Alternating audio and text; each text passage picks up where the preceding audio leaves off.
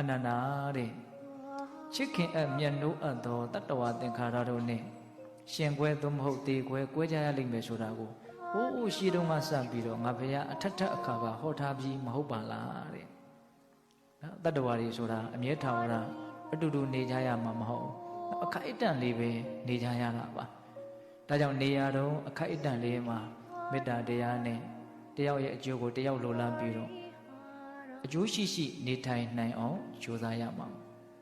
ကိုအမြဲတမ်းနေကြရတဲ့လူတွေအတူတူနေကြရတဲ့လူတွေဟာတကယ်တမ်းကတော့အမြဲထာဝရအတူတူနေကြရမှာမဟုတ်ပါဘူး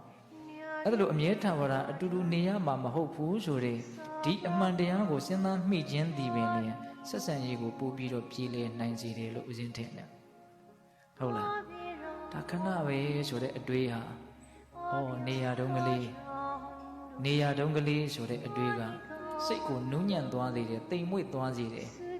နော်မေတ္တာကရုဏာကိုဖြစ်ပေါ်သွားစေတယ်ဟုတ်လားဒါကြောင့်အတူတူနေကြရတဲ့ပုဂ္ဂိုလ်တွေနဲ့ပတ်သက်ပြီးတော့ညာတော်အဖြစ်